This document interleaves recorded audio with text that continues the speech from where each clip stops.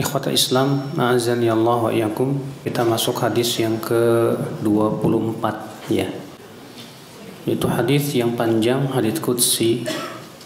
An Abi Dzarr Al-Ghifari radhiyallahu taala anhu, anin Nabi sallallahu alaihi wasallam annahu qala: Ya ibadi, inni haramtu adh-dhulma ala nafsi وجعلته بينكم محرما فلا تظالموا يا عبادي كلكم ضال إلا من هديته فاستهدوني أهدكم يا عبادي كلكم جائع إلا من أطعمته فاستطعموني أطعمكم يا عبادي كلكم عار إلا من كسوته fastaksuni aksukum ya ibadi innakum tukhti'una bil-laili wan-nahar wa ana aghfiru dzunuba jami'a fastaghfiruni aghfir lakum ya ibadi innakum lan tablughu dhurri fatadurruni wa lan tablughu naf'i fatanfa'uni ya ibadi Lau anna awwalakum wa akhirakum wa insakum wa jinnakum kanu ala atqa qalbi rajuli wahidin minkum ma zada dhalika fi mulki syai'a ya ibadi lau anna awwalakum wa akhirakum wa insakum wa jinnakum kanu ala afjari qalbi rajuli wahidin minkum ma naqasa dhalika min mulki syai'a ya ibadi لو أن أولكم وآخركم وإنساكم وجنكم قاموا في صعيد واحد فسألوني فأعطيت كل واحد مسألته ما نقص ذلك مما عندي إلا كما ينقص المخيط إذا أدخل البحر يا عبادي إنما هي أعمالكم أحصيها لكم ثم أوفيكم إياها faman wajada khairan falyahmadillah waman wajada ghaira dzalik fala yalumanna illa nafsah. Rawahu Muslim. Dari Abu Dzarr Al-Ghifari, semoga Allah meridainya, dari Nabi sallallahu alaihi wasallam pada apa yang beliau riwayatkan dari Rabb-nya. Ini disebut dengan hadis apa? Hadis qudsi ya. Apa bedanya hadis qudsi dengan Al-Qur'an? Kalau Al-Quran, lafaz dan maknanya dari Allah. Kalau hadis qudsi, maknanya dari Allah, tapi lafaznya dari Rasulullah SAW. Dan Rasulullah menisbatkannya kepada Allah. Bahwa Allah Ta'ala berfirman, Hai hamba-hambaku, sesungguhnya aku mengharamkan kezaliman atas diriku, dan aku jadikan kezaliman itu sesuatu yang haram di antara kalian. Maka jangan kalian saling berbuat zalim. Hai hamba-hambaku, semua kalian tersesat kecuali orang yang aku berikan hidayah. Maka mintalah hidayah kepadaku. Aku pasti akan berikan kamu hidayah. Hai hambaku, semua kalian lapar kecuali yang aku berikan makan, maka mintalah makan kepadaku, aku akan berikan makan kepadamu. Hai hambaku, semua kalian telanjang kecuali yang aku berikan pakaian, maka mintalah pakaian kepadaku, niscaya aku akan berikan kamu pakaian. Hai hambaku, sesungguhnya kalian tuh selalu berbuat dosa di waktu malam dan siang, sedangkan aku selalu mengampuni dosa. Maka mintalah ampun dosa kepadaku, niscaya aku akan ampuni dosa-dosamu. Hai hamba-hambaku, sesungguhnya kalian tidak akan bisa memberikan bahaya kepadaku sedikit pun, dan kalian pun tidak akan bisa memberikan manfaat kepadaku sedikit pun juga. Hai hamba-hambaku, kalaulah generasi awal kalian sampai generasi akhir kalian, manusia dan jin kalian, semuanya di atas ketakwaan, itu tidak menambah kerajaanku sedikit pun juga. Hai hamba-hambaku, kalaulah generasi awal kalian sampai generasi akhir kalian, manusia dan jin kalian, semuanya berbuat buruk dan semuanya berhati buruk, maka itu pun juga tidak mengurangi kerajaanku sedikit pun juga. Hai hamba-hambaku, kalaulah generasi awal kalian sampai generasi akhir kalian, manusia dan jin kalian semuanya berkumpul di satu lapangan, lalu mereka semua minta kepadaku, dan aku mengijabah semua permintaan mereka, itu tidak mengurangi kekayaanku sedikit pun juga, kecuali seperti berkurangnya lautan ketika dimasukkan padanya jarum. Ya. Hai hamba-hambaku, sesungguhnya itu adalah amal-amal kalian yang pasti aku hitung untuk kalian. Kemudian aku akan berikan balasannya untuk kalian.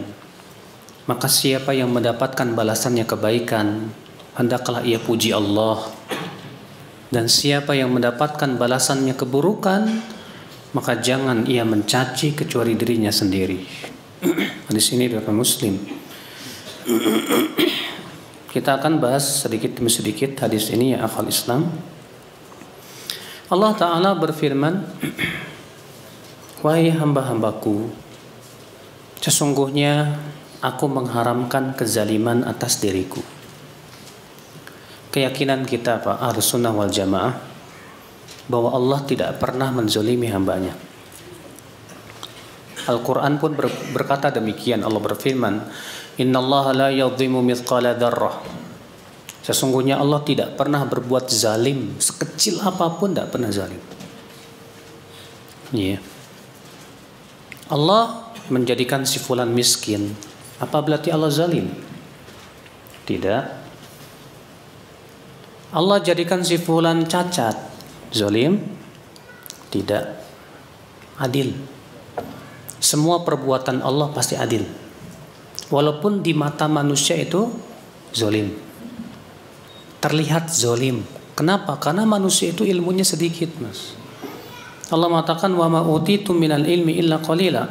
Kamu itu tidak diberikan ilmu kecuali sedikit saja. Ilmu yang Allah berikan kepada kita sedikit. Terkadang seringkali kita tidak memahami perbuatan Allah Subhanahu wa taala. Makanya ya akhal Islam azani Allah wa iyyakum. Ya Allah menjadikan si fulan buta, yang satu cacat, yang satu sehat, yang satu itu semua dengan keadilan Allah Subhanahu wa taala. Hanya Allah yang Maha tahu hikmah-hikmah di balik itu semuanya. Kenapa Allah jadikan saya kurus ya, enggak gemuk misalnya? Kenapa Allah jadikan hidung saya pesek ya, enggak mancung misalnya? Padahal kan saya pengen mancung kayak dia tuh misalnya gitu ya. Kita katakan Allah Maha Adil. Pasti di balik itu semua ada apa? Hikmah yang sangat agung, yang luar biasa sekali. Makanya ya akhi, yakini seyakini-yakinnya Allah Maha Adil. Perbuatan Allah pasti adil. Allah memasukkan manusia ke neraka dengan keadilannya.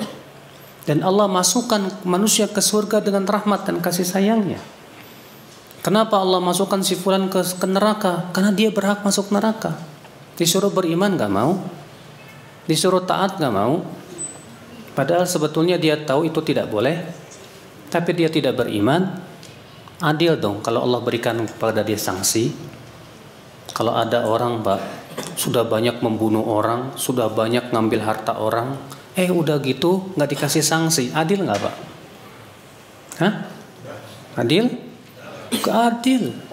Kalau ada orang koruptor, dia udah banyak mengambil harta yang banyak, triliunan, udah gitu dibebasin, adil? Gak adil Pak. Keadilan itu apa? Yaitu memberikan balasan yang baik buat orang yang berbuat baik dan memberikan sanksi buat orang yang berbuat buruk. Adil tidak? Adil. Itulah keadilan. Maka dari itulah akhal Islam azani Allah wa iyyakum. Kalau kita memandang seakan-akan perbuatan Allah kok enggak adil, kita katakan Allah yang Maha tahu hikmah di balik semua itu. Iya, itu kewajiban kita sebagai seorang hamba. Kata Allah, hai hamba-hambaku, Aku mengharamkan kezaliman atas diri kalian. Dan aku jadikan kezaliman itu sesuatu yang haram di antara kalian. Maka jangan kalian berbuat zalim. Zalim itu apa sih Pak? Zalim itu secara bahasa artinya meletakkan sesuatu bukan pada tempatnya. Itu zalim Pak. Jadi secara bahasa kalau antum ya duduk di atas bantal, zalim secara bahasa. Tapi secara syariat ya silahkan aja, nggak masalah. Kalau antum pakai camata di pantat ya zalim namanya kan. Kenapa? Karena meletakkan sesuatu bukan pada tempatnya. Adapun zalim secara syariat ya akhi, itu ada dua macam. Yang pertama zalim terhadap diri sendiri dengan cara berbuat maksiat kepada Allah, melanggar larangan-larangannya dan tidak melaksanakan perintah-perintahnya. Ini zalim terhadap diri sendiri. Yang kedua, zalim terhadap orang lain dengan cara menampar, menggibahinya, merusak kehormatannya, mengambil hartanya. Itu namanya zalim kepada orang lain. Dan dua macam kezaliman ini diharamkan oleh Allah Subhanahu wa taala. Namun zalim terhadap orang lain Pak di mata Allah lebih berat. Kalau kita zalim terhadap diri sendiri lalu kita minta ampun kepada Allah, pasti Allah ampuni. Tapi kalau kita zalim pada orang lain, cukup taubat? Tidak. Di sana ada kewajiban yang harus dilakukan, minta maaf, ya, mengembalikan harta yang telah kita ambil dari dia. Ikhwatul Islam, maka Allah Ta'ala mengatakan, dan aku jadikan kezaliman itu di antara kalian haram, maka jangan kalian saling menzalimi dengan cara mengambil harta, dengan cara menyakiti orang, dengan cara menggibahnya, merusak kehormatannya. Sebutkan dalam hadis Nabi SAW, Rasulullah SAW bersabda, atadruna manil muflis, tahukah kamu siapa orang yang bangkrut itu? Kata para sahabat, ya Rasulullah, orang yang bangkrut menurut kami itu orang yang sudah ludes harta dan harta bendanya. Kata Rasulullah, walakinnal muflis yaumal qiyamah man ya'ti bisolatin wa zakatin wa saumin wa hajjin. Akan tetapi orang yang bangkrut pada hari kiamat itu yaitu orang yang datang membawa pahala solat, zakat, puasa, haji, tapi ternyata ia pernah memukul orang, menempeleng orang, menumpahkan darah orang, ya, mencaci orang, lalu ia pun bayar semua kezalimannya itu dengan amalan-amalan soleh dia. Fa in faniyat hasanatu, kalau amal solehnya habis, sementara yang dizaliminya masih banyak, maka dosa yang dizalimi itu akan diberikan kepada yang menzalimi. Lalu ia pun dilemparkan ke dalam api neraka. Ini bangkrut nih Pak. Na'udzubillah. Ya, jangan sampai kita menjadi orang-orang yang bangkrut ya akhal Islam, azani Allah wa iyyakum. Kemudian Allah berfirman lagi, ya ibadi, hai hamba-hambaku, kullukum dhal. Setiap kalian itu sebetulnya sesat, tersesat jalan. Karena memang manusia itu terlahir dalam keadaan tidak berilmu, Pak. Siapa di antara kita yang lahir tiba-tiba hafal Sahih Bukhari? Enggak ada, Pak. Terlahir dalam keadaan hafal Quran, enggak ada, Pak. Iya. Innal insan lam yulad aliman, kata para ulama. Manusia itu tidak dilahirkan dalam keadaan berilmu, tidak. Akan tetapi manusia dilahirkan dalam keadaan bodoh, tidak faham ilmu. Maka orang yang bodoh selalu identik dengan kesesatan, pasti. Orang bodoh itu, Pak, pasti sesat. Kalau antum mau pergi ke Serang, tapi antum nggak tahu jalannya, bodoh, ya kan? Suruh nanya orang nggak mau, lihat peta nggak mau, ya, pede aja udah. Saya yakin bukan sampai Serang, Pak, sampai Semarang itu, Pak. Kenapa nggak tahu jalan? Demikian pula orang yang bodoh mau pergi ke surga, bagaimana dia akan sampai ke surga karena ya dengan kebodohannya tersebut? Maka Allah mengatakan, hai hamba-hambaku, semua kalian itu tersesat, kecuali orang yang aku berikan hidayah. Dan hidayah itu ada dua macam. Yang pertama hidayatul irsyad berupa ilmu. Yang kedua hidayatul taufik berupa kekuatan mengamalkan ilmu. Iya. Dan kita butuh dua hidayah ini, Mas. Yang selalu kita minta dalam salat kita, ihdinas siratal mustaqim, ya Allah berikan kami hidayah kepada jalan yang lurus. Maksudnya minta dua macam hidayah ini. Hidayah ilmu yang pertama. Berarti untuk mendapatkan hidayah ilmu caranya bagaimana? Nuntut ilmu dong. Duduk di majelis taklim, mengkaji ilmu. Tapi ternyata tidak setiap orang yang diberikan hidayah ilmu, Pak, diberikan hidayah taufik. Ada orang punya ilmu, tahu ilmunya, tahu sih riba itu haram, tapi gimana ya? Tahu sih musik itu haram, tapi enak. Ya. Tahu sih, wah itulah Pak. Berarti ini orang belum diberikan hidayah apa? Taufik. Maka yang kita minta dua-duanya, Pak. Hidayah ilmu dan hidayah taufik. Itu yang kita minta. Ihdinas siratal mustaqim. Iya. Kata Allah, hai hamba-hambaku, setiap kalian tersesat kecuali yang aku berikan hidayah kepadanya. Maka mintalah kamu hidayah kepadaku. Niscaya aku akan beri kamu hidayah. Akhi, ternyata hidayah itu tidak datang sendiri, akhi. Hidayah itu harus diminta. Hidayah itu harus dicari. Makanya Allah menyuruh kita untuk minta hidayah dalam satu harinya lebih dari 17 kali. Ya enggak? Dalam hadis ini tegas Allah mengatakan, ya fastahduni, mintalah hidayah kepadaku. Berarti hidayah itu harus dicari. Ya. Dan untuk mendapatkan hidayah itu ya akhwat Islam, ternyata juga tidak mudah. Hidayah itu butuh bejana yang cocok untuk menerimanya. Apa itu? Hati.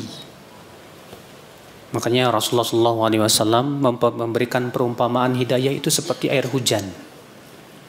Dan memperumpamakan hati itu seperti apa? Tanah.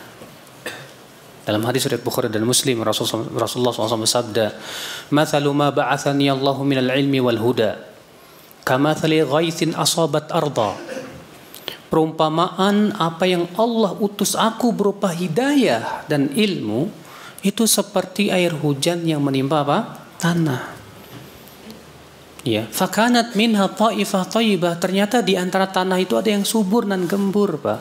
Qabilatil ma wa ambatatil kala wal ushbal kathir. Dia sangat mudah menerima air. Bahkan menumbuhkan berbagai macam tanaman dan rumputan yang banyak. Di antara manusia ada yang hatinya subur, Pak. Ketika mendapatkan hidayah dia terima dengan baik. Bahkan dari ilmu itu dia bisa menghasilkan apa? Ilmu yang banyak, istimbat dan fikih yang luar biasa. Ikhwata Islam azani Allah wa iyyakum. Berarti kalau kita ingin dapat hidayah, yang harus kita benahi adalah hati. Ketika hati kita tidak kita benahi, Pak, hidayah itu akan mental. Ada orang sudah dapat hidayah, tapi karena hatinya, mohon maaf, banyak penyakitnya, akhirnya Allah cabut kembali itu hidayah. Iya. Coba antum buka dalam surat Al-A'raf ayat 175, 176. Kisah yang sangat masyhur sekali insyaallah. Allah mengatakan watlu alaihim naba'al ladzi atainahu ayatina fansalakha minha فأتبعه الشيطان فكان من الغاوين ولو شئنا لرفعناه بها ولكنه أخلد إلى الأرض واتبع هواه. Kata Allah, bacakan kepada mereka tentang berita orang yang kami telah ajarkan ayat-ayat kami. Ini orang sudah diajarkan ayat-ayat Allah, lalu ia lepas, lalu ia diikuti oleh syaitan dan ia pun tersesat. Kata Allah, kalaulah kami kehendaki, kami akan muliakan ia dengan ayat-ayat kami itu. Akan tetapi ia lebih condong kepada dunia dan mengikuti hawa nafsunya. Akhirnya lepas lagi hidayahnya, Pak. Udah dapat hidayah sunnah, alhamdulillah. Tapi kemudian karena nggak dipelihara tuh hidayah, karena hatinya banyak penyakit, Akhirnya apa yang terjadi? Hidayah kembali mental. Ada orang seperti itu, Pak? Banyak, Pak. Iya. Jangankan orang biasa, lulusan Madinah aja bisa seperti itu juga, Pak. Benar, Pak. Iya. Saya punya teman dulu sama-sama lulusan Madinah, satu jebolan juga. Iya. Lama nggak ketemu sama dia. Saya tanya kabarnya gimana dia. Kata temannya, itu futur. Jenggotnya udah dibakar.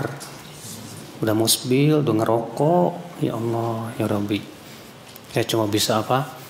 Ya mengucapkan alhamdulillahilladzi afani mimma ibtalahu bih wa faddalani ala katsirin mimman khalaqa tafdila. Ternyata dia enggak pelihara tuh hidayah. Ternyata hatinya menginginkan dunia. Ternyata hatinya banyak hawa nafsunya. Akhirnya hidayah kembali dicabut oleh Allah. Mengerikan tidak, Pak? Mengerikan. Kita tidak ingin seperti itu ya akhwat Islam. Makanya kalau kita ingin terpelihara hidayah kita, berarti kita harus membersihkan hati kita dari penyakit-penyakitnya. Ada banyak penyakit ya akhi, yang menyebabkan hidayah itu sulit untuk masuk atau sulit untuk bertengger di hati kita. Apa itu penyakitnya? Yang pertama, kata Ibnu Qayyim rahimahullah, al-kibr, sombong. Kesombongan ini, Pak, sebab terbesar terhalangnya seseorang dari hidayah. Itu iblis. Tahu iblis? Pernah kenalan kan sama iblis? Iblis itu disuruh sujud kepada Adam, tidak mau. Apa kata Allah? Aba wastakbara wa kana minal kafirin. Ia pun enggan dan sombong, maka ia menjadi orang yang kafir kepada Allah Subhanahu wa taala. Orang yang sombong selamanya tidak akan bisa dapat hidayah, Pak. Sulit sekali. Lihat Fir'aun, sombong dia. Tidak mau menerima kebenaran yang dibawa oleh Nabi Musa alaihissalatu wassalam. Akhirnya dia pun apa? Tersesat jalannya. Yang kedua, apalagi ya akal Islam, penyakit hati yang menyebabkan seseorang tuh nggak dapat hidayah. Yang kedua yaitu cinta dunia yang terlalu berlebihan, sehingga dia lebih mementingkan dunia daripada mendapatkan kehidupan akhirat. Ya, memang masya Allah Pak. Terkadang ketika dunia kita itu ya terganggu kepentingannya, seringkali kita bingung dan bimbang ini antara pilih hidayah atau pilih akhirat gitu kan. Pilih dunia maksudnya. Iya. Ada orang misalnya kerjaannya haram. Ketika dia tahu ternyata kerjaan saya haram, wah disitulah Pak galau, bimbang, bingung antara dia kehilangan pekerjaan atau dia harus mengikuti hidayah. Tapi kalau hatinya itu cinta akhirat, gampang. Sudahlah, dunia kan cuma sebentar. Daripada sabarnya di neraka, mendingan sabar di dunia sebentar lah. Kalau sabar di neraka kan gak ada manfaatnya, Pak. Allah mengatakan islauha fasbiru wa la tasbiru sawa'un alaikum. Rasakan panasnya api neraka ini. Kamu sabar atau kamu gak sabar, sama saja buat kamu. Maka orang yang menginginkan akhiratnya kuat, insya Allah ya, dia lebih memilih apa? Hidayah. Tapi kalau orang lebih memilih dunianya daripada akhiratnya, seringnya tersesat. Akhirnya dia tidak mau ngikutin hidayah. Iya. Penyakit selanjutnya apa, Pak? Dengki. Orang yang dengki tidak akan bisa menerima hidayah dari orang yang dia dengki padanya. Sebagaimana iblis dengki kepada Adam. Sebagaimana orang-orang Yahudi ya dengki kepada Nabi Muhammad SAW. Yang keempat, ya diantara penyakit yang menghalangi kita dari hidayah ya akhwat Islam, kita lebih mencintai teman kita, teman-teman. Biasanya anak-anak muda nih. Iya. Anak-anak muda ketika dia punya teman dan yang lainnya, ya ternyata apa yang terjadi, teman-temannya itu menyeru dia kepada kesesatan. Sementara dia tahu tentang hidayah. Seringkali bimbang antara milih teman atau memilih apa? Hidayah. Akhirnya apa? Kalau dia hatinya nggak kuat, dia lebih memilih temannya. Makanya disebutkan dalam surat apa itu? Ya Al-Furqan, tentang kisah seorang penduduk api neraka yang menyesal dia masuk neraka gara-gara teman. Allah mengatakan, qala ya wailata laitani lam attakhidh fulanan khalila laqad adallani 'anil dzikri ba'da idz ja'ani wa kana syaitanu lil insani khadula. Dia berkata, aduh andaikan tidak menjadikan si fulan sebagai teman dekat saya. Sungguh ia telah menyesatkan aku setelah datang kepadaku petunjuk. Masya Allah. Iya, makanya kalau kita berteman, jangan pengen disebut gaul, mas. Berteman tuh harus selektif. Ya, tidak ada dalam Islam istilah gaul sama siapa aja. Tidak ada. Dalam istilah Islam hanya ada satu, gaul sama orang soleh yang bisa memasukkan kita ke dalam surga. Iya. Di antara penyebab seseorang tidak dapat hidayah juga, ya akhwat Islam, lebih mengedepankan apa? Adat istiadat nenek moyang. Sebagaimana Allah menceritakan tentang orang-orang musyrikin Quraisy. Allah mengatakan, wa idza qila lahum ittabi'u ma anzalallah qalu bal nattabi'u ma alfaina 'alaihi aba'ana. Apabila dikatakan kepada mereka, ikuti apa yang Allah turunkan, mereka berkata, kami lebih mengikuti apa yang kami temukan dari nenek moyang kami.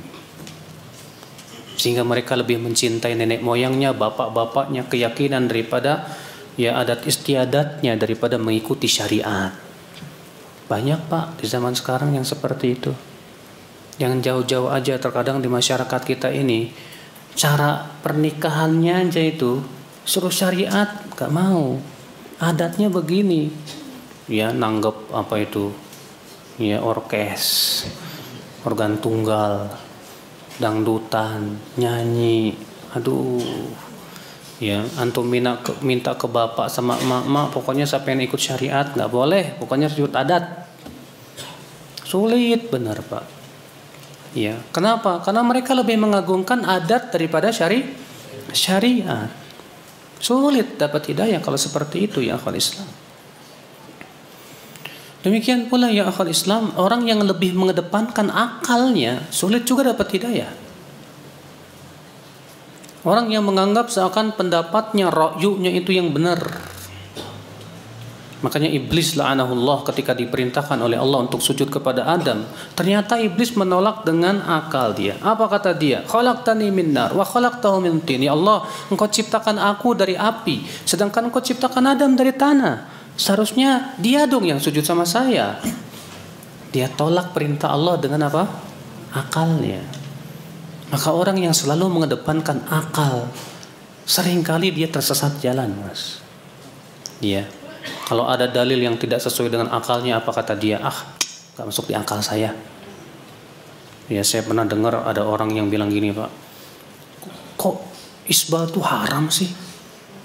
Cuma kain ngelewatin mata kaki doang aja. Apa bahayanya? Gak masuk saya di akal saya nih. Ya, kita katakan akal kamu itu sehebat apa sih? Hah? Kamu sama Imam Bukhari pinteran mana? Ya, mending kamu akalnya kayak ulama, ini enggak. Akal kita ini punya keterbatasan gitu loh. Yang menciptakan akal itu tidak terbatas, mas. Allah. Kewajiban kita akal ngikutin wahyu. Itu yang harus dilakukan. Kalau kita belum masuk di akal kita, kewajiban kita apa? Sami'na wa ata'na. Walaupun kita belum paham kenapa ya Allah ya perintahkan untuk berjenggot, kenapa sih?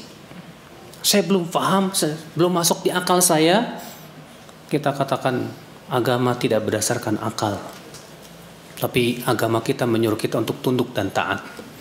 Ali bin Abi Thalib berkata, "Lau kana dinu birra'yi." Kalaulah agama itu dengan ra'yu, lakana asfalal khuf aula bil mashi min a'la.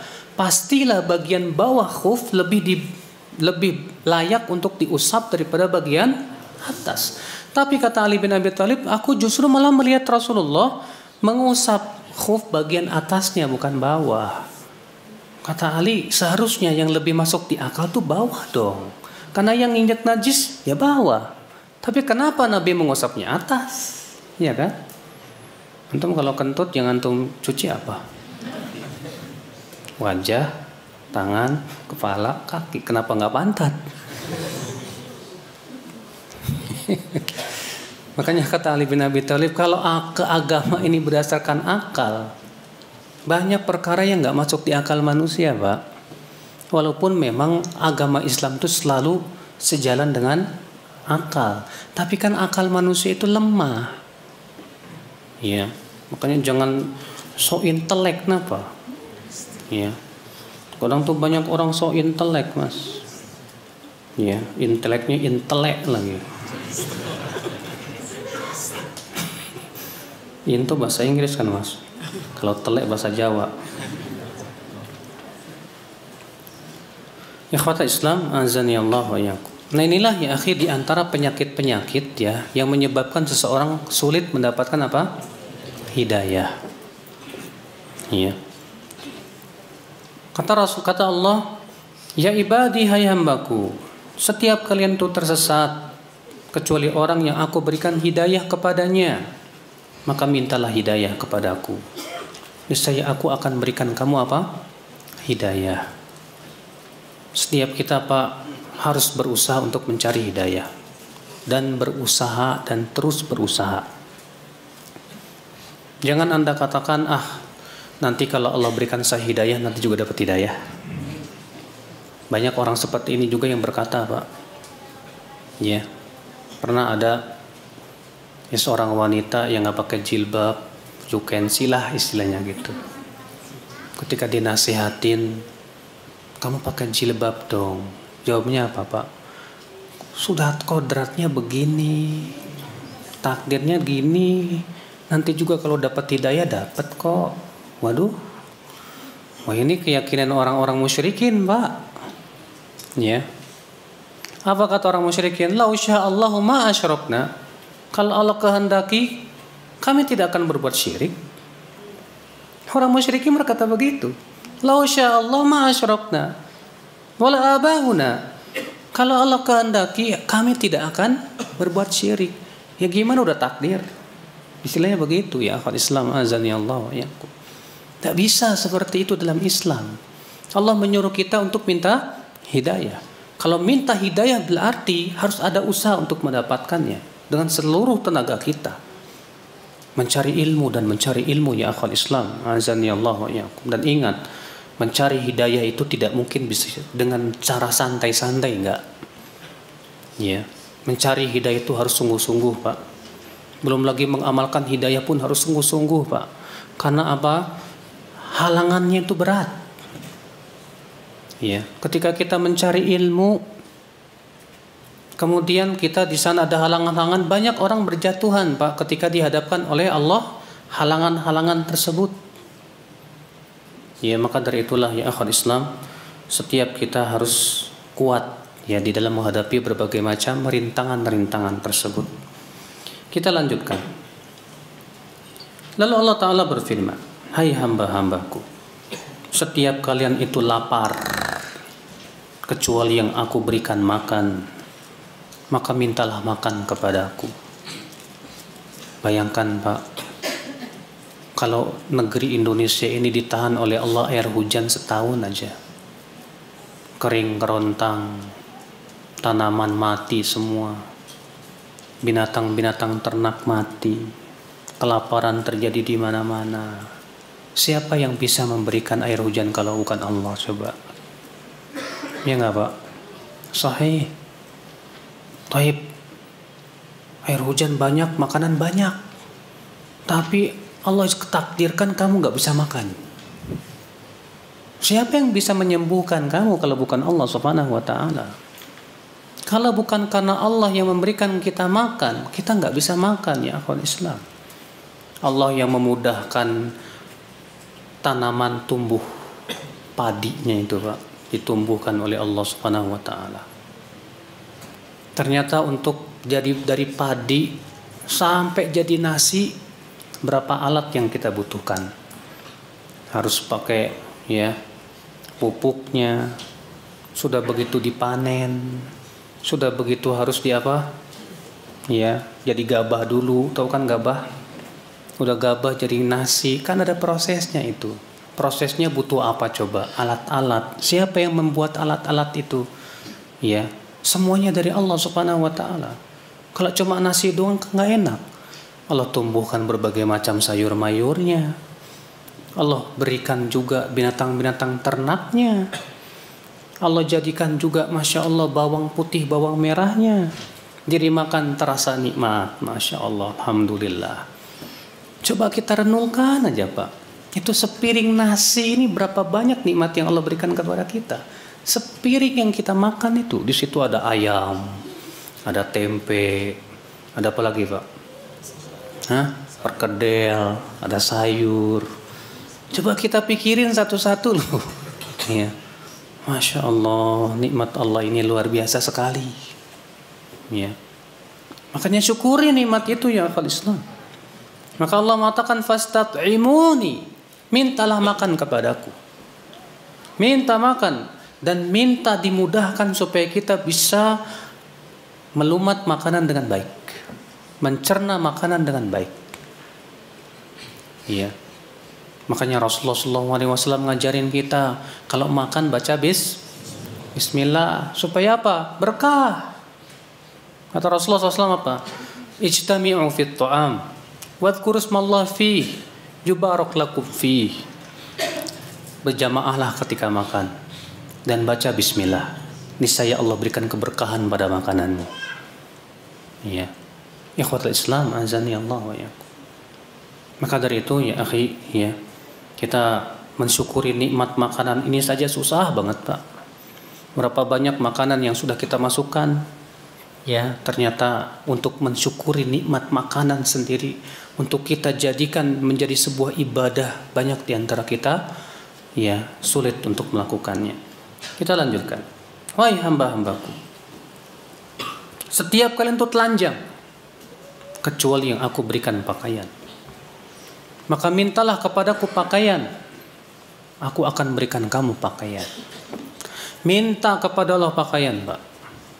Karena ada orang sudah Allah berikan pakaian tapi nggak mau pakai pakaian. Karena belum dapat hidayah ya. Kalau Bapak pergi ke Tanah Abang gelondongan tuh Pak, tuh kain. Tapi ajib sih kok perempuan aja pakaiannya sampai merecet gitu. Kurang apa coba Allah kasih. Roknya mini gitu, aduh. Mungkin kalau antum melihatnya ada kelilipan dah. Iya. Kenapa belum dapat hidayah? Minta pakaian kepada Allah. Makna meminta pakaian di sini yaitu yang pertama apa? Minta kekuatan untuk kita bisa memakai pakaian sesuai dengan syariat Islam. Banyak di antara kita pakai pakaian tapi nggak peduli. Pakaian saya sesuai syariat apa enggak? Pakaian saya diridhoi oleh Allah apa enggak? Yang penting saya kelihatan ganteng, yang penting saya kelihatan cantik, gitu kan? Salah Pak, Ibu. Kalau kita berpakaian tujuannya pengen kelihatan cantik, salah. Kita berpakaian itu adalah yang kita pikirkan sesuai syariat atau tidak. Itu pertanyaan kita. Iya. Kadang ada orang, Masya Allah, pakai celananya apa? Kotat Pak, merecet, Masya Allah. Sampai dibuka aja susah banget gitu kan. Ini kan nggak bener Pak. Celana-celana ketat itu kata Syekh Utsaimin bisa jadi sholatnya nggak diterima sama Allah. Makanya jauhi itu celana-celana kayak gituan, yang bagus yang tidak membentuk aurat. Itu yang sesuai dengan apa? Syariat. Ya. Wanita demikian. Makanya kita minta kepada Allah. Kata Allah apa? Mintalah pakaian kepadaku. Makna yang pertama artinya kita minta kepada Allah supaya kita bisa memakai pakaian sesuai dengan apa?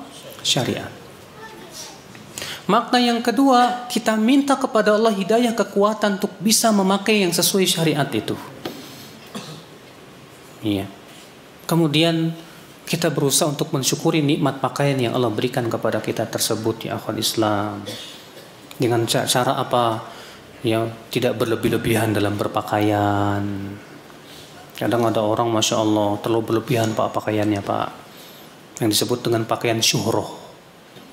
Disebutkan dalam riwayat Imam Ahmad, Rasulullah SAW sabda, "Man labisa thawba syuhrah, albasahullahu thawbal mahanah yaumal qiyamah." Siapa yang memakai pakaian syuhrah, Allah akan berikan kepada dia pakaian kehinaan kelak pada hari kiamat. Apa sih pakaian syuhrah itu, kata Imam Nawawi? Itu pakaian yang terlalu mahal atau pakaian yang terlalu jelek.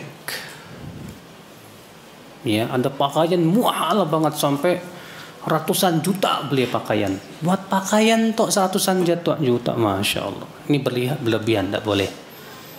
Sebaliknya, ada orang pakai pakaian jelek minta ampun Pak. Udah kayak apa sih, babagik sawah lah gitu ya. Iya. Ini pun juga nggak boleh dalam Islam. Tapi berpakaianlah secara sederhana. Iya. Fastaksuni aksukum, maka mintalah pakaian kepadaku, niscaya aku akan berikan kepada kamu apa? Pakaian. Lalu Allah Ta'ala berfirman, ya ibadi, innakum tukhti'una bil-laili wan-nahar, wa ana aghfiru dzunuba jami'a. Hai hamba-hambaku, kalian itu selalu berbuat dosa di waktu malam dan di waktu siang. Masya Allah. Siapa di antara kita Pak yang berani berkata, saya dalam hal ini tidak pernah berbuat dosa? Hah? Ada yang bisa berani berkata begitu? Alhamdulillah Ustadz, dari pagi sampai sore ini saya nggak berbuat dosa. Ajib, Masya Allah. Mata saya tundukkan selalu, lisan saya jaga, telinga saya nggak dengar maksiat, hati saya pun terjaga. Kayaknya sulit Pak. Di zaman sekarang kayak ginian mah susah. Ya. Di jalan tuh makhluk halus bergentayangan di mana-mana. Bikin mata aduh ngeri. Belum lagi di HP, di YouTube dan yang lainnya. Sulit rasanya kita bisa untuk berkata hari ini saya nggak berbuat dosa. Makanya Allah mengatakan, hai hamba-hambaku, kalian tuh selalu berbuat dosa kalian tuh. Di waktu malam dan siang.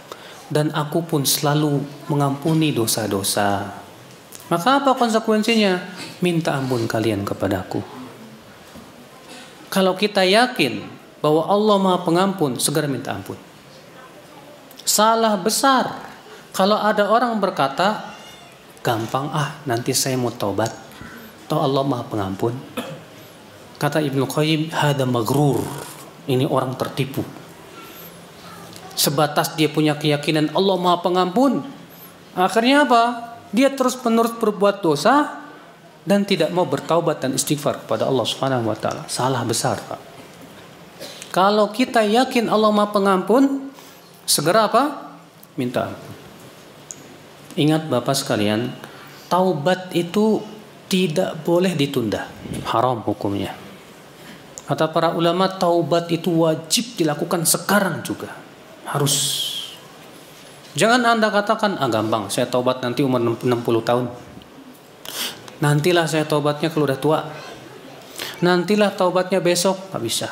Kamu yakin ajal kamu tidak akan sampai besok atau akan sampai 60 tahun? Maka dari itu ya akhi, jangan kita tunda-tunda taubat. Rasulullah SAW setiap harinya bertaubat lebih dari 100 kali. Rasulullah SAW sabda, ayuhan nas, tubu ilallah, wastaghfiruh. Hai manusia, bertaubatlah kepada Allah dan istighfarlah. Karena aku setiap harinya bertaubat dan istighfar 100 kali. Bahkan kalau kita hitung-hitung istighfar Rasul lebih dari 100 kali, Pak. Disebutkan dalam satu riwayat diriwayatkan Al-Tabrani dan yang lainnya, Rasulullah SAW setiap selesai sholat fardu mengucapkan Allahumma gfirli wa tub alayya innaka antat tawwabur rahim 100 kali. Coba sholat fardu berapa kali? 5 kali. 5 kali 100 berapa? 500. Sebutkan oleh Ibnu Umar, aku menghitung istighfarnya Rasulullah di majlis taklim beliau lebih dari 100 kali. Sebutkan dalam hadis yang hasan, Rasulullah setelah selesai salat duha mengucapkan Allah maghfirli wa tub alayya innaka antat tawwabur rahim 100 kali. Berapa tuh? 700. Di pagi hari Rasulullah mengucapkan astagfirullah wa atubu ilaih 100 kali. Berapa itu? 800. Kalau hitung-hitung ternyata Rasulullah SAW istighfar dan taubat itu satu harinya 800 lebih, Pak. Kita ini semakin banyak dosa, semakin dikit istighfarnya. Ya, makanya kata Ibnu Jauzi apa? Asifun alaman kathman izdadat khotoyahu. Sangat sayang sekali, sedih, menyedihkan sekali kata beliau. Orang yang semakin banyak dosanya, semakin sedikit apa? Istighfarnya kepada Allah Subhanahu wa taala. Banyak-banyak istighfar Pak kita ini. Zaman sekarang nih banyak istighfar deh. Dan istighfar itu keuntungannya Masya Allah di dunia dan akhirat, bayangin. Di dunia kita banyak istighfar diberikan oleh Allah 2 perkara. Yang pertama, dibukakan pintu-pintu rezeki. Allah mengatakan dalam surat Nuh, faqultu astaghfiru rabbakum innahu kana ghaffara yursilis samaa'a 'alaikum midrara wa yumdidukum bi amwalin wa banin wa yaj'al lakum jannati wa yaj'al lakum anhara. Aku berkata kepada kaumku, hai kaumku, istighfar kalian kepada Allah. Sesungguhnya Dia Maha Pengampun. Pasti Allah akan berikan hujan yang lebat untuk kalian. Allah akan berikan kepada kalian harta dan anak-anak. Dan Allah akan jadikan buat kalian kebun dan sungai-sungai yang mengalir. Ada orang datang kepada Al-Hasan Al-Basri, mengeluhkan musim paceklik susah, gak ada hujan, kering. Apa kata Al-Hasan? Banyak istighfar. Datang lagi yang satu orang, mengeluhkan udah lama gak punya anak. Kata Al-Hasan apa? Banyak istighfar. Ada lagi yang datang mengeluhkan sempitnya rezeki. Kata Al-Hasan, banyak istighfar. Ketika ditanya kepada Al-Hasan, kok jawabannya itu terus sih? Kata Al-Hasan, bukankah Allah berfirman, faqultu astaghfiru rabbakum innahu kana ghaffara yursilis samaa'a 'alaikum midrara wa yumdidukum bi amwali wa banin wa yaj'al lakum jannati wa yaj'al lakum anhara. Makanya orang yang banyak istighfar itu insyaallah Pak, dibuka pintu-pintu rezekinya Pak. Benar. Ada kisah seorang wanita yang ketika meninggal oleh suaminya, dia bingung, lama-lama duitnya habis buat makan dan keperluan-keperluan, sehingga akhirnya duitnya tinggal hanya 2 dirham. Setelah itu habis, entah kemana dia harus cari lagi. Akhirnya dia pergi ke pasar, dia beli ikan. Pas kemudian dibawa ke rumah, diomean, pas dikeluarin, ternyata di dalam ikan itu ada mutiara yang sangat, dibawalah ini intan ini ke tokonya. Ternyata harganya mahal sekali Pak. Masya Allah. Ketika ditanya, Masya Allah, ternyata benar kata dia, saya banyak istighfar kepada Allah Subhanahu wa ta'ala. Makanya istighfar itu membuka pintu apa? Rezeki insya Allah. Yang kedua Pak, di dunia orang yang banyak istighfar itu Allah tahan adab dari dia. Suatu negeri yang penduduknya banyak istighfar, Allah tidak akan adab mereka. Allah Ta'ala berfirman, wa ma kana Allahu mu'adzibahum wa hum yastaghfirun. Allah tak akan pernah mengadab mereka selama mereka masih istighfar. Selama mereka masih mohon ampun, Allah tahan adab. Alhamdulillah Pak. Di negeri kita ini masih ditahan sama Allah adab. Mudah-mudahan karena banyak yang istighfar. Tapi kalau sudah tidak ada yang istighfar, habis. Ya. Makanya banyak-banyak setiap kita istighfar kepada Allah Subhanahu wa taala. Di akhirat keuntungannya lebih lagi. Kata Rasulullah, tuba liman wajada fi sahifati istighfaran katsira. Tuba, kebahagiaan buat seseorang yang mendapatkan di akhirat nanti buku catatannya dipenuhi dengan istighfar. Banyak-banyak istighfar kepada Allah Subhanahu wa taala. Ya, maka jadi itu ya akhi, banyak-banyak kita minta ampun, mohon ampun, taubat kepada Allah Subhanahu wa taala. Kita lanjutkan ya akhi. Lalu Allah taala berfirman, ya ibadi, hai hamba-hambaku, innakum lan tablughu dhurri fatadhurruni wa lan tablughu naf'i fatanfa'uni. Hai hamba-hambaku, kamu itu enggak bisa memberikan kecelakaan untukku. Kamu itu enggak bisa mencelakakan diriku, kata Allah. Kamu enggak bisa memberikan bahaya kepadaku. Dan kamu juga tidak bisa memberikan manfaat kepadaku. Enggak bisa. Ya akhi, kita jangan nganggap ya bahwa maksiat yang kita lakukan itu merugikan Allah. Allah nggak rugi dengan maksiat kita loh Pak. Jangan kita anggap loh, kalau kita berbuat maksiat kepada Allah, Allah dibahayakan dengan maksiat kita. Tidak, sama sekali nggak. Makanya saya pernah ceritakan ya ke antum ya tentang kisah seorang wanita yang dia ya curhat, dia bilang, saya sudah berdoa sama Allah setahun ini nggak pernah dikabulin. Akhirnya saya ngancam sama Allah, ya Allah, kalau dalam 3 hari ini kau tidak kabulkan doaku, saya nggak mau sholat ya Allah. Ngancem. Jadi seakan-akan kalau kita nggak sholat itu Allah rugi. Salah besar. Yang rugi itu kita. Kita nggak sholat yang rugi kita. Kita nggak zakat yang rugi kita. Kita nggak taat yang rugi kita. Demikian pula sebaliknya Pak. Amalan soleh yang kita lakukan itu apakah bermanfaat buat Allah? Tidak. Allah sama sekali tidak diuntungkan dengan amalan soleh kita kok. Sama sekali tidak. Kita berbuat sholat, zakat, puasa, haji, zikir, baca Quran, itu bukan untuk keuntungan Allah, tapi untuk keuntungan diri kita sendiri. Makanya di sini Allah menegaskan kepada kita, hai hambaku, kamu itu tidak bisa membahayakan aku, tidak pula bisa menguntungkan aku. Enggak, sama sekali. Maka kemudian Allah mengatakan, ya ibadi, hai hambaku, law anna awwalakum wa akhirakum wa insakum wa jinnakum kanu ala atqa qalbi rajuli wahidin minkum. Hai hamba-hambaku, kalaulah generasi awal kalian sampai generasi akhir kalian, manusia dan jin kalian semuanya bertakwa kepada Allah, itu tidak menambah kerajaanku sama sekali. Dan kalaulah generasi kalian dari awal sampai akhir, manusia dan jin semuanya berbuat buruk dan hatinya buruk, itu pun tidak mengurangi kerajaanku. Allah nggak rugi sama kalian. Makanya ya akhi, ya kalau kita berbuat maksiat, ingat yang rugi diri kita sendiri. Allah berfirman, in ahsantum ahsantum li anfusikum wa in asatum falaha.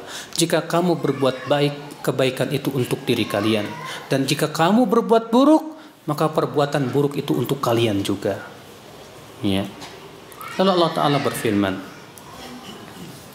ya ibadi, hai hamba-hambaku, kalaulah generasi awal kalian sampai generasi akhir kalian, manusia dan jin kalian semuanya berkumpul di sebuah lapangan, dan setiap mereka minta kepadaku, dan setiap mereka aku kabulkan doanya, maka itu tidak mengurangi kekayaanku sedikit pun juga, kecuali seperti berkurangnya laut apabila dimasukkan jarum, ya jarum yang kecil itu Pak, coba masukkan ke laut, seperti itulah berkurangnya, kata Allah Subhanahu wa taala. Allah Maha Kaya, Mas. Kekayaan Allah tak pernah ada habis-habisnya. Maka dari itu ya akhi, kewajiban kita kalau kita minta kepada Allah jangan tanggung-tanggung. Minta sebanyak-banyaknya. Allah tuh benci Pak kepada hamba yang jarang minta. Sebutkan dalam riwayat Tirmidzi Rasulullah sabda, ya, "Man lam yas'alillah yaghdab alaih." Siapa yang jarang minta kepada Allah, Allah murka kepadanya. Kalau kita sering diminta sama orang pasti kesel kan gitu. Ini orang kemarin minta, sekarang minta lagi. Lama-lama cemberut juga kan gitu. Tapi kalau Allah enggak. Seorang hamba itu semakin banyak minta sama Allah, Allah malah semakin cinta kepada dia. Kenapa? Karena si hamba ini mengakui bahwa Rabb-nya maha kaya. Berarti si hamba ini Pak mengakui bahwa dia fakir kepada Allah, dia butuh kepada Allah. Makanya kita minta kepada Allah sebanyak-banyaknya. Namun ya akhi, ingat sebagaimana pernah saya sampaikan, kalau kita berdoa, ya, jangan sampai keinginan kita yang terbesar dalam berdoa adalah diijabah. Jangan. Sebab kalau keinginan kita yang terbesar itu diijabah, seringkali kita mogok doa. Setelah antum berdoa lama, kok nggak diijabah, mogok. Iya, banyak seperti itu Pak. Akhirnya dia tinggalkan doa sama sekali. Kenapa? Karena kesalahan dia di situ. Dia berdoa keinginan terbesarnya diijabah. Makanya Umar bin Khattab berkata apa? Inni la ahmilu hammal ijabah fid du'a. Aku kalau berdoa, yang aku bawa bukan keinginan diijabah, bukan. Walakinni ahmilu hammad du'a. Tapi kalau aku berdoa, yang aku bawa di hatiku adalah keinginan merealisasikan doa itu sendiri. Fa innahu man ulhimad du'a. Yes, karena siapa kata Umar bin Khattab, orang yang diberikan ilham untuk berdoa, fal ijabatu ma'ah, pasti ijabah akan datang bersamanya, pasti. Ingat, Rasulullah sudah bersabda dalam hadis riwayat Imam Ahmad bahwa doa seorang muslim pasti diijabah. Itu pasti Pak. Itu sudah janji Allah. Allah berfirman apa? Wa qala rabbukum ud'uni astajib lakum. Allah berfirman, berdoalah kepadaku, niscaya pasti aku ijabah. Aku ijabah pasti. Tapi kata Rasulullah apa? Allah mengijabah doa itu dengan salah satu dari 3. Yang pertama apa? Diberikan apa yang dia minta. Antum berdoa, ya Allah berikan rezeki yang banyak, dikasih rezeki yang banyak. Atau yang kedua apa? Kata Rasulullah, nggak diijabah di dunia, tapi disimpan di surga. Kenapa? Karena Allah Maha tahu kalau Allah kabulkan itu bisa mudarat buat dia. Yang ketiga, Allah selamatkan ia dari mara bahaya. Ya Allah, saya baru beli toko, tolonglah supaya laku. Besoknya pasarnya kebakaran, semua kebakar kecuali tokonya selamat. Alhamdulillah. Dikabulin nggak Pak? Dikabulkan. Makanya kata Rasulullah, tata cara pengabulan Allah kepada doa seorang hamba itu salah satu dari 3 itu. Makanya jangan suudzon sama Allah ya. Ya. Jangan tergesa-gesa minta dikabulkan, jangan. Rasulullah SAW saja terkadang doanya nggak dikabulin sama Allah. Ya tidak. Pernah Rasulullah doanya nggak dikabulin Pak? Pernah. Rasulullah minta, ya Allah, jangan engkau jadikan umatku berselisih, nggak dikabulin sama Allah. Ya. Rasulullah pernah minta sama Allah, ya Allah, izinkan aku untuk berziarah ke kuburan ibuku. Allah izinkan. Lalu Rasulullah minta kepada Allah, izinkan ya Allah aku untuk memohonkan istighfar untuk ibuku. Allah tidak izinkan. Makanya ya akhi, azani Allah wa iyyakum, ya. Kita itu berdoa saja sudah dapat pahala. Makanya banyak-banyaklah berdoa kepada Allah. Enggak syarat kok, ya, diijabahnya itu harus sekaligus besok, enggak. Terkadang ijabah itu setelah 10 tahun Mas. Allah yang paling tahu ijabah yang paling tepat itu kapan, Allah yang paling tahu. Dahulu Rasulullah pernah minta, ya Allah, ya, hancurkan si fulan menyebut nama ketika di Mekah. Apakah besoknya langsung hancur? Tidak. Ternyata Allah binasakan orang-orang yang disebut oleh Rasulullah itu setelah hijrah di perang Badar. Beberapa tahun setelah itu baru diijabah oleh Allah Subhanahu wa taala. Makanya jangan tergesa-gesa ya. Yang penting banyak minta aja, terus minta kepada Allah Subhanahu wa taala. Kita lanjutkan ya akhi. Ya ibadi, hai hamba-hambaku. Sesungguhnya ia adalah amalan yang aku akan hitung untuk kalian. Kemudian aku pasti akan berikan balasan untuk kalian. Ya, hadis ini menunjukkan Pak, amalan sekecil apapun pasti diberikan balasan oleh Allah. Antum ngelirik, perempuan cakep, emang gak bakalan dicatat sama Allah? Catat. Ya, antum nulis di Facebook dasar lo, emang gak dicatat sama malaikat? Dicatat. Ya, antum di belakang temen, misalnya antum udah pergi, gitu kan, dicatat sama Allah.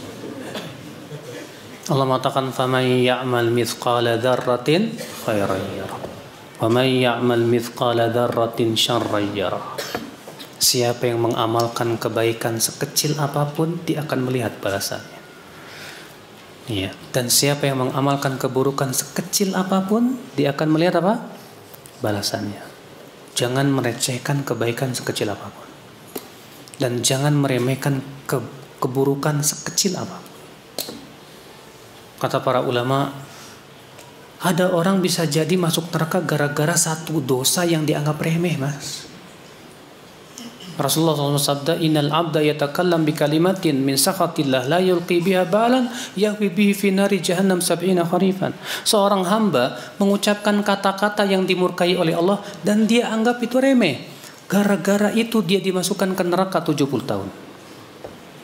Subhanallah. Iya. Jangan kita anggap remeh keburukan sekecil apapun. Demikian pula kebaikan sekecil apapun jangan dianggap remeh. Bisa jadi dengan kebaikan kecil itu kita masuk surga. Kata Rasulullah, aku melihat seorang laki-laki mondar-mandir di surga. Gara-gara apa, Pak? Gara-gara ranting yang ia awaskan dari jalan. Gara-gara itu dimasukin ke surga. Rasulullah menceritakan tentang seorang pelacur, Pak, yang dia kehausan lalu kemudian dia menemukan apa? Sumur. Lalu ia pun masuk ke sumur, dia minum. Kemudian dia naik, ternyata ada anjing yang menjilat-jilat tanah. Kata pelacur ini, pasti di anjing haus kayak saya tadi haus. Turun lagi. Kemudian sepatunya dipenuhin, digigitnya pakai ini, naik dia ke atas, dikasih. Apa kata Rasulullah? Maka Allah pun berterima kasih kepada si pelacur itu dan mengampuni dosanya. Bayangkan, Pak, kebaikan sekecil apapun jangan dianggap remeh. Bisa jadi dengan kebaikan itulah kita masuk surga. Ya. Walaupun kata Rasulullah, walau antalqa akhaka wa wajhuka mumbasit, walaupun kamu dengan hanya sebatas bertemu dengan temanmu dalam keadaan wajahmu apa? Ya tersenyum, itu saja sudah kebaikan. Ya, walaupun kamu mengambilkan cerek kemudian dituangkan ke gelas saudaramu, itu saja sudah kebaikan. Barangkali dengan itu kita masuk surga. Makanya jangan anggap remeh kebaikan sekecil apapun, dan jangan anggap remeh keburukan sekecil apapun. Ikhwata Islam. Ya. Maka Allah Ta'ala berfirman, sesungguhnya itulah amalmu, pasti aku hitung untukmu, dan aku pasti berikan balasan untukmu. Maka siapa yang mendapatkan balasannya kebaikan, pujilah Allah. Kenapa? Karena Allah yang memberikan kepada dia kekuatan. Dan siapa yang mendapatkan balasan keburukan, maka jangan mencela kecuali dirinya sendiri. Ya, maka dari itu ya akhi, jangan sampai di hari kiamat kita mencela diri kita sendiri. Ya. Karena penduduk api neraka itu akan mencela dirinya sendiri. Celaka aku, celaka aku. Apa kata malaikat Zabaniyah? Katakanlah celaka sebanyak-banyaknya. Sesungguhnya kalian akan kekal dalam neraka. Jangan sampai ya. Sekarang kita di dunia ini, ya, berusahalah semaksimal mungkin, sabar di atas ketaatan, sabar meninggalkan apa? kemaksiatan. Insya Allah sabar kita di dunia itu manfaat itu. Ya, sebentar kok cuma 60 tahun daripada di neraka selamanya.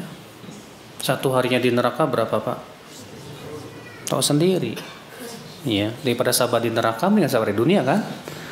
Maka sabar, ya insya Allah dengan kesabaran itu Allah berikan kepada kita kekuatan, Allah bukakan kepada kita pintu-pintu ketaatan dan yang lainnya. Baiklah, saya kira cukup.